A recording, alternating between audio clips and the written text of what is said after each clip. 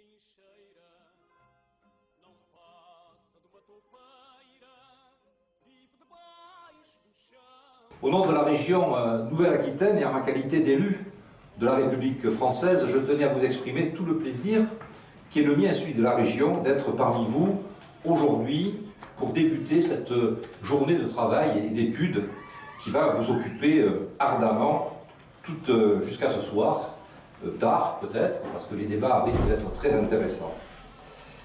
Monsieur le préfet,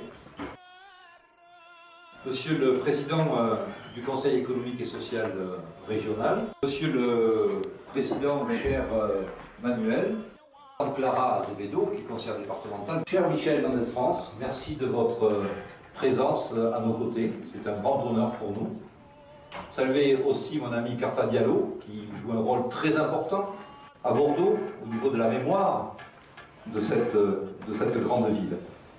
Je représente ici le président Alain Rousset, qui s'excuse, qui n'a pas pu être à vos côtés, et qui m'a demandé de le représenter, ce que je fais bien sûr avec beaucoup de plaisir. Je souhaite saluer très chaleureusement l'action du RAMI, le réseau aquitain sur l'histoire et la mémoire de l'immigration, qui est présidé par Manuel Diaz, qui est aussi membre du Conseil économique et social, mais qui est aussi et surtout pour moi un ami de très longue date. La Nouvelle-Aquitaine soutient depuis plusieurs années cette association, le RAMI, pour ses actions et ses projets qui sont toujours très remarquables et qui sont bien souvent appuyés aussi par le comité national en hommage à Aristide Sousa Mendes, notamment qui travaille beaucoup auprès des écoles, auprès des jeunes, pour parler de ce grand homme qui a joué un rôle si important.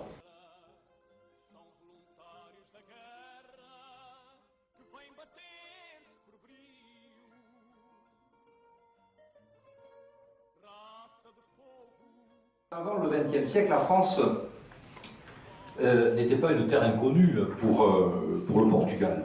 C'est vrai que d'abord de nombreux juifs chassés ou qui ont fui l'Inquisition portugaise sont venus ici dans notre pays.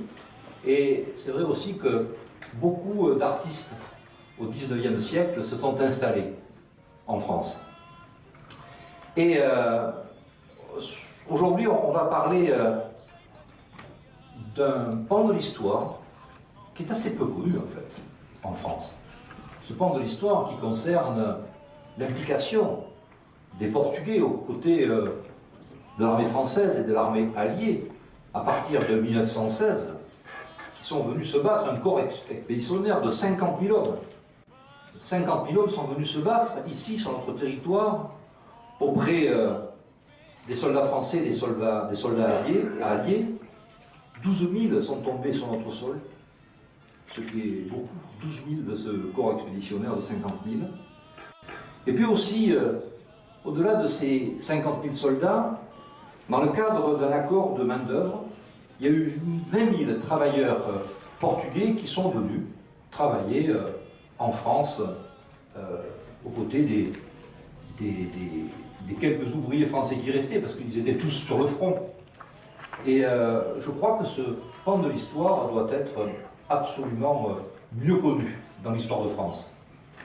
Donc c'est pour ça qu'il est important aujourd'hui de commémorer ce centenaire afin de rappeler cette page très importante de notre histoire, le rôle de ces soldats et le rôle de ces 20 000 travailleurs qui, pour beaucoup, sont restés d'ailleurs dans notre pays et qui ont fait venir leurs familles, leurs proches, et bien sûr qui continuent à participer à l'essor de notre pays.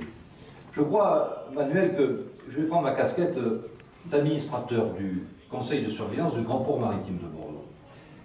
Je vais demander au directeur, M. Masson, de rentrer en contact avec ton association de manière à ce qu'il puisse y avoir un travail d'archives qui puisse être mis en place entre à la fois les archives du port et le travail que vous réalisez. C'est très important puisque depuis les années 16, 15 jusqu'aux années 28, 30, beaucoup de Portugais sont arrivés ici par le port de Bordeaux, au port de Bordeaux. Donc je crois qu'il doit y avoir aux archives du port des informations très intéressantes sur les bateaux qui sont venus avec tous tes compatriotes de l'époque ici à Bordeaux. Donc, c'est vrai que nous connaissons aujourd'hui une période qui donne encore plus de sens, il y en avait déjà beaucoup, mais encore plus de sens à cette manifestation.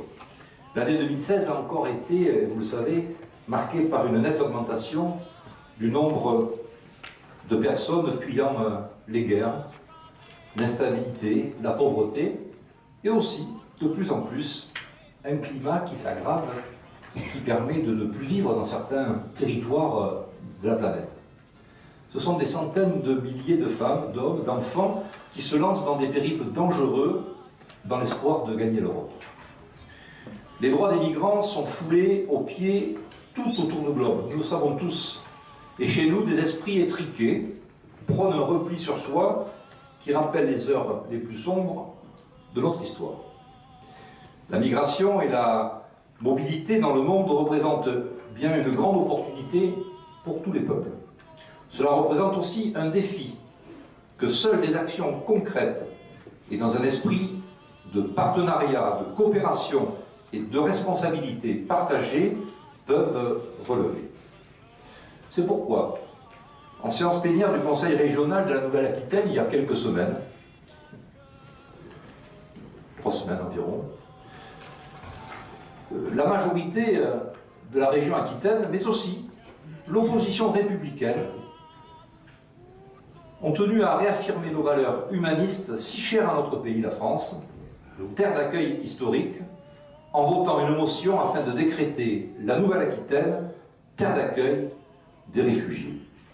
Et malgré les discours haineux d'obscurs élus, je me félicite du message humaniste voté par notre collectivité.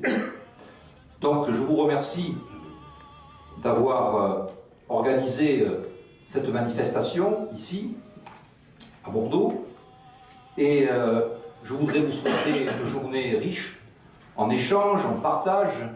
Je crois que, cher Manuel, c'est le début d'études encore plus longues qui vont être mises en œuvre par cette association. En tout cas, bon travail à vous toutes et tous, et on ne peut dire qu'une seule chose, vive la Nouvelle-Aquitaine, vive le Portugal et vive la France.